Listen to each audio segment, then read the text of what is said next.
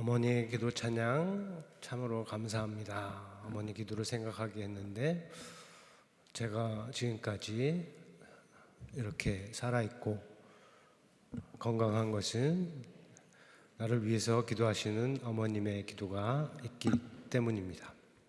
저를 위한 기도는 저만을 위한 게 아니고 우리 함께하는 우리 교회 모든 성도님들을 위한 기도입니다. 지금 이 시간에 한국 시간에 저희 어머니는 같은 시간에 끼어서 기도를 우리 교회를 위해서 예배를 위해서 기도를 하고 계십니다. 너무 감사하고 또 여러분들을 이렇게 한 사람 한 사람 보면 그 뒤에 기도하시는 어머님이 이렇게 보입니다. 우리가 모두 어머님 또 아버님 그분들의 기도에 빚을 크게 지고 있는 삶을 살아가고 있는 것이죠. 자, 오늘은 어버이 주일로 우리가 이렇게 지키고 있습니다.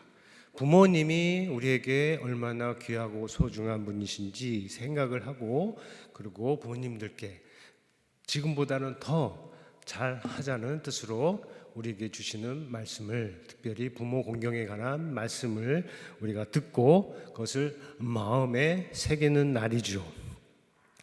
자, 부모를 공경하라, 부모를 이렇게 잘하라 하는 것은 우리만 아니라 다른 종교에도 모든 종교에도 있는 공통적인 계명이에요. 그렇죠? 그런 면에서 이 부모 공경의 실제, 그러니까 부모 공경이 정말로 있느냐 없느냐 하는 것은 그 종교가 참으로 진짜 종교인지 아닌지를 가늠하는 척도가 될 수도 있어요.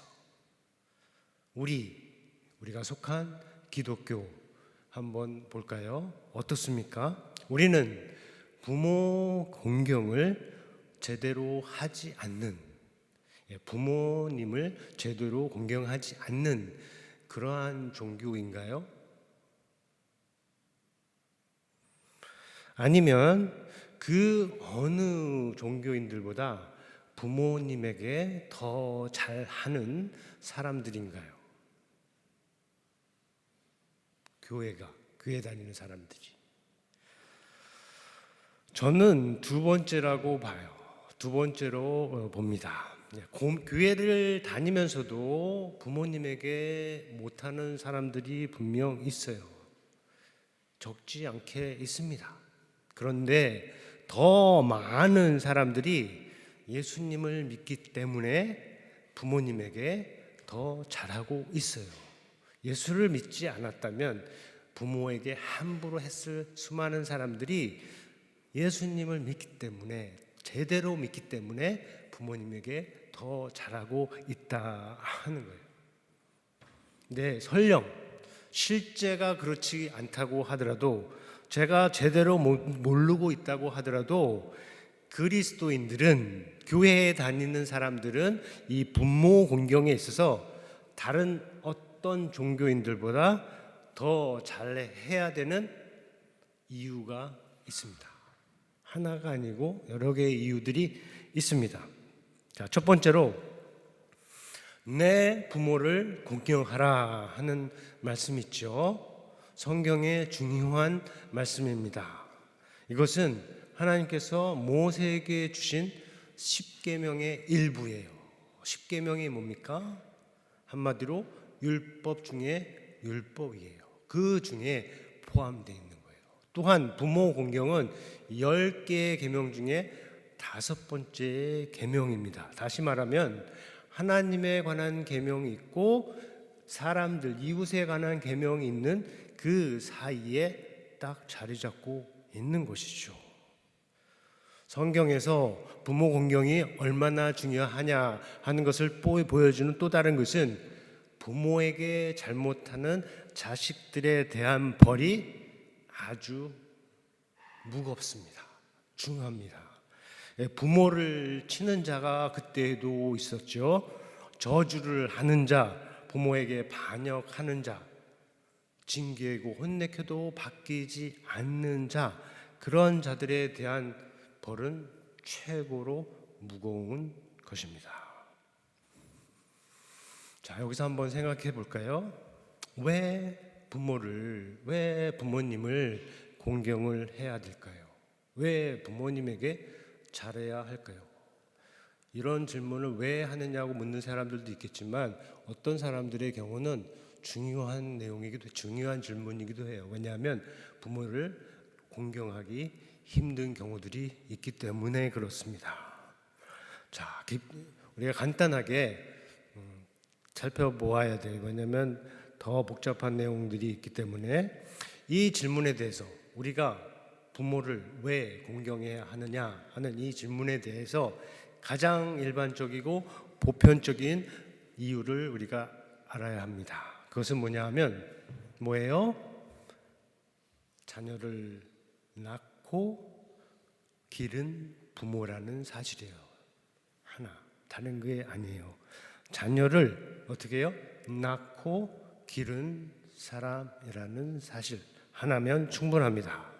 자, 사람을 품고 그리고 낳는 일은 지금도 어려운 일이고 어떤 사람들에게는 목숨을 거는 일이에요.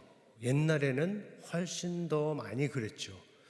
많은 아기들과 또 아기를 낳는 산모들이 이 출산 과정 중에 세상을 떠나는 일들이 흔히 있었죠. 지금은 의학이 많이 발달해서 많이 줄었지만 지금도 여전히 아기를 낳는 일은 굉장히 어려운 일에 속하죠. 낳는 것만 아니라 키우는 일도 역시 쉽지가 않습니다.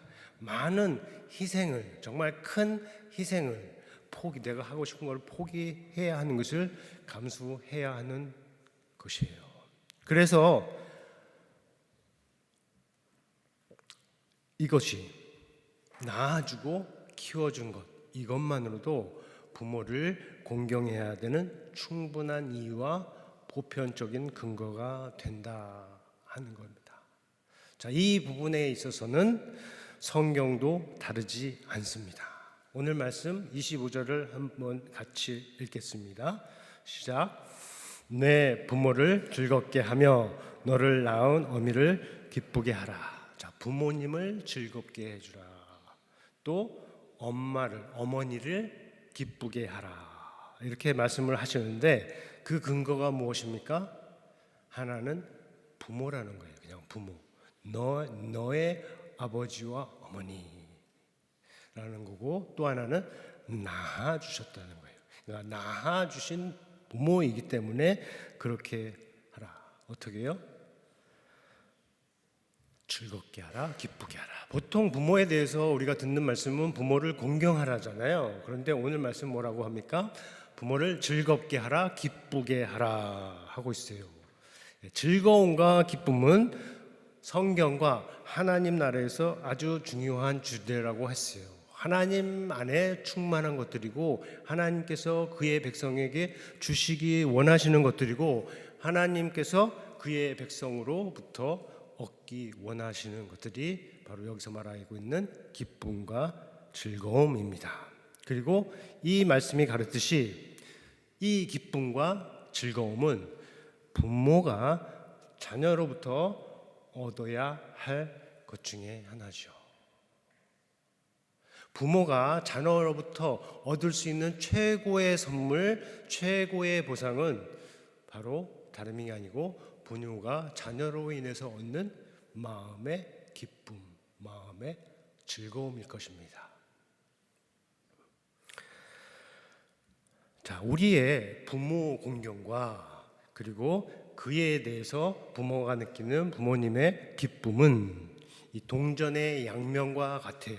둘이 항상 같이 갑니다. 부모 공경과 부모의 기쁨은 둘이 항상 같이 가는데 둘 사이에 구별은 있는 것이에요. 자, 부모 공경은 우리가 하는 겁니다. 자녀가 하는 것이죠. 그리고 기쁨은 부모가 얻는 겁니다. 부모님이 그로 인해서 얻는 것이죠. 우리가 참으로 부모를 공경한다면 부모님 안에 분명히 기쁨과 즐거움이 있어요. 자, 마태복음 21장에 기록된 예수님의 비유를 살짝 비틀어서 말하면 이렇습니다. 아버지가 아들들에게 포도원에 가서 일하라고 했습니다. 오늘날로 말하면 아들들에게 아니면 자녀들에게 전화기 그만하고 게임 그만하고 우리 가서 공부하자 하는 말과 같을 수가 있어요. 그때 큰 아들은 예, 알겠습니다 라고 대답을 하고 포도원에 가서 일을 했습니다. 작은 아들은 아버지의 말에 화를 내고 짜증을 내고 내가 왜 그렇게 해야 하냐고 하고 포도원에 가지 않았습니다. 자, 이 경우에 부모를 공경하고 행함으로써 부모를 기쁘게 한 경우가 어느 경우가 됩니까? 큰 아들입니까? 작은 아들입니까? 어려운 퀴즈가 아닌데요. 큰 아들이죠. 이 경우는 공경과 외적인 공경의 표현과 그리고 기쁨, 부모가 느끼는 기쁨이 함께 간 겁니다. 큰 아들은 어떻게 해요? 공손하게 대답했고 또 그 부모의 뜻을 따라서 가서 그대로 행한 것이요. 자, 그런데 이것은 제가 만들어낸 비유이고 예수님께서 말씀하신 비유의 내용은 아닙니다.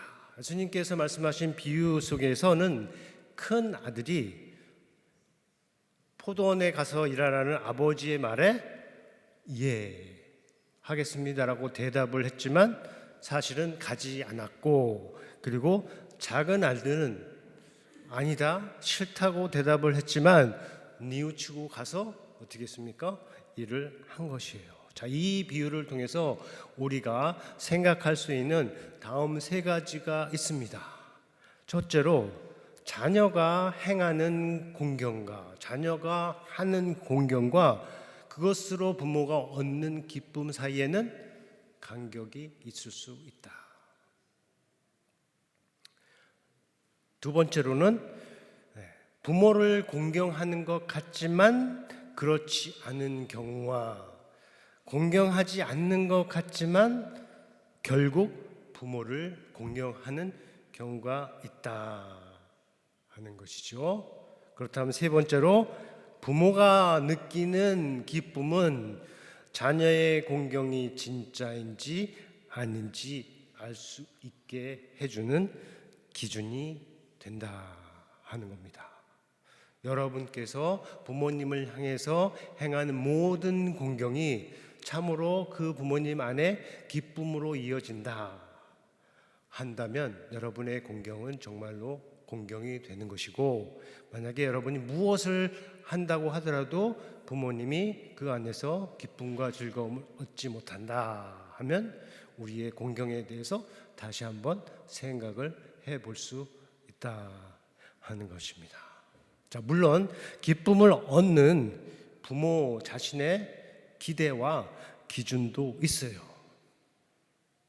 자녀가 몸이 건강하고 행복해서 기뻐하는 부모가 있을 수 있고, 또 자녀가 공부를 잘하거나 좋은 직업을 얻어서 기뻐하는 부모가 있을 수 있고, 자녀가 믿음을 갖고 그 믿음에 맞춰서 살아가기 때문에 기뻐하는 부모가 있을 수가 있는 것이죠.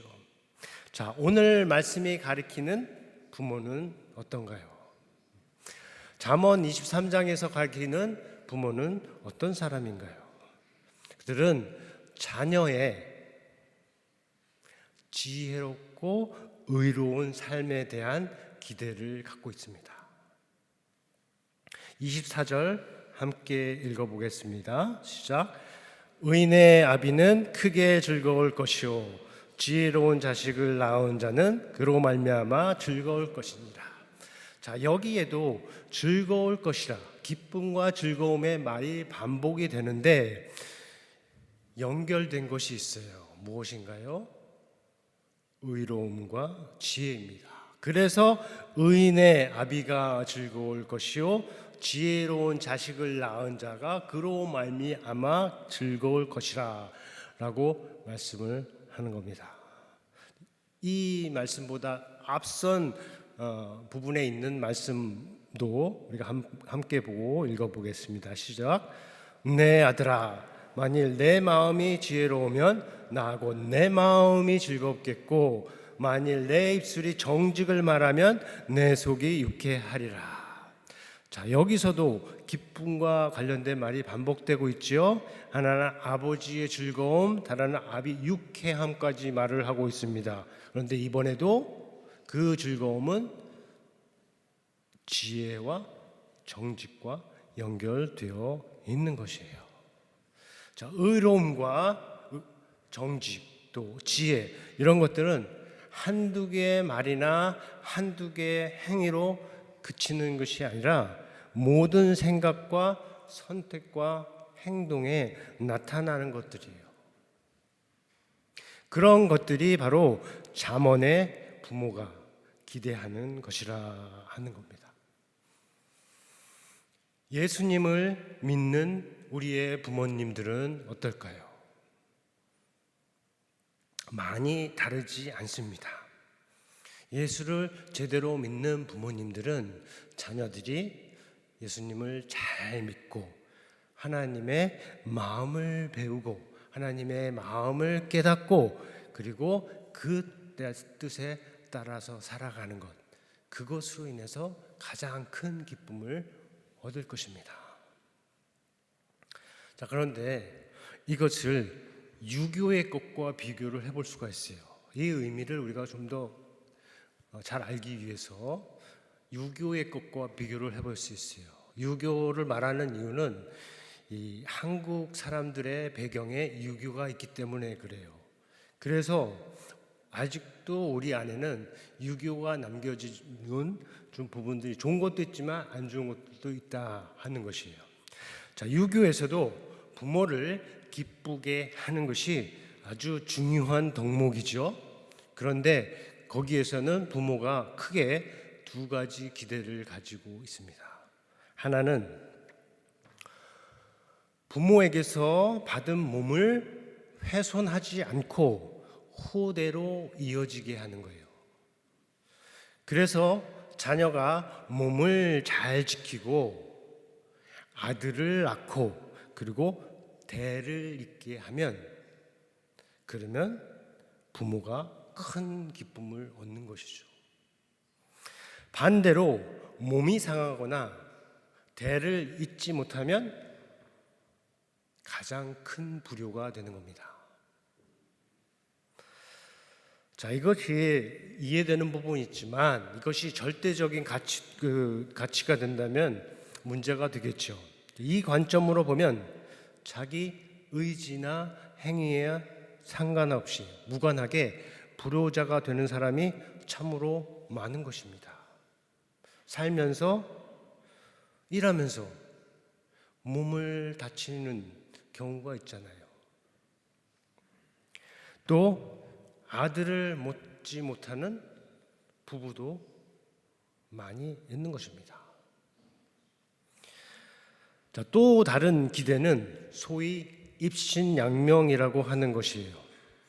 뜻은 뭐냐면 어려운 말인데 몸을 세우고 도를 행하여서 세상의 이름을 드높이고 부모님을 드러낸다 하는 것입니다. 약간 조금 변질된 의미로 하면 출세해서 세상의 이름을 떨치고 부모의 영예를 드러내고 가문의 명예를 빛나게 하는 것. 자, 이렇게 하면 부모에게 아주 큰 기쁨이 된다 하는 것이죠.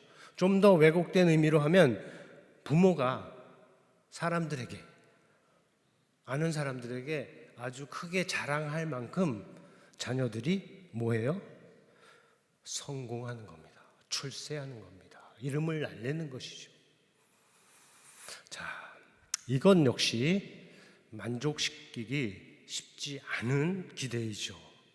부모를 공경하지 못하는 자식들이 세상에 많게 하는 관점이 돼요. 출세하는 사람이 많습니까? 적습니까? 적기 때문에 출세라고 하는 겁니다. 또 설령 부모의 원대로 출세한다고 하더라도 그들이 다른 면에서 정말로 부모에게 잘하느냐 또 다른 문제요. 오히려 못하는 경우가 많다 하는 것이죠. 그래서 어떻게 됩니까? 이러한 관점, 이러한 가르침 가운데서는 세상에 불효자가 참으로 많다라고 할 수가 있는 거예요. 자, 부모를 즐겁게 하라는 오늘의 말씀으로 보면 우리가 부모를 공경함에 있어서 중요한 것은 출세나 성공이 아니라 하는 것이에요. 물론 그런 것들도 부모에게 기쁨이 될 것입니다. 그러나 만일 그것이 부모 공경의 전부라고 한다면 부모를 공경할 수 있는 사람은 앞에서 말한 대로 세상에 매우 적을 것이다 하는 것이에요. 감사하게도 우리에게는 복음이 있습니다. 성경이 있습니다. 예수님을 믿는 우리의 부모님은 그런 기대를 갖고 있지 않아요. 그렇지 않아요? 아직도 육의 영향을 받고 있으면 그럴 수 있어요. 그러나 주님을 제대로 만나고 제대로 믿고 있는 사람 부모님들에게는 그런 기대는 없을 것입니다. 그리고 우리도 부모님을 그런 의미로 공경을 하지 않아도 되는 것이에요. 우리가 하는 부모 공경은 무엇을 하든 어떤 상태에 처하든 주 안에서 기쁘게 행하는 것이요. 그런 뜻에서 부모의 마음을 즐겁고 기쁘게 하는 것이에요. 그렇지 않습니까? 자, 이것은 세상 모든 사람이 받을 만한 복된 소식입니다. 모든 사람이 따를 수 있는 열린 길이에요. 그리고 누구보다 먼저 예수를 믿는 우리들 가정 안에서 나타나야 할 것입니다. 우리가 모두 그렇게 되기를 바랍니다. 그런 바람 가운데 오늘의 주제 말씀을 함께 읽으면서 우리 마음에 새겨 보겠습니다. 다 같이 읽어볼까요? 시작. 내 부모를 즐겁게 하며 너를 낳은 어미를 기쁘게 하라. 자, 이 말씀의 뜻에 대해서 들었는데 그 뜻이 잘 이해가 됐으면 정말로 우리는 부모님에 대해서, 부모라면 자녀들에 대해서, 자녀라면 부모님에 대해서 이 말씀이 가리키는 방향대로 살아서 우리가 정말로 서로를 즐겁게 하는 가정을 다 이루기를 바랍니다. 자녀들은 부모를 즐겁게 하고 부모들은 자녀를 진심으로 사랑하는 그러한 복되고 아름다운 가정 이루시기를 예수님의 이름으로 축원합니다. 우리 들은 말씀 생각하면서 거듭의 기도 시간 갖겠습니다. 내 부모를 즐겁게 하라는 말씀을 들었습니다. 그 뜻도 들었습니다. 그 뜻에 맞춰서 우리가 정말로 부모를 즐겁게 할 수 있는 자녀들이 다 되기를 예수님의 이름으로 믿으면서 기도할 수 있기 바랍니다.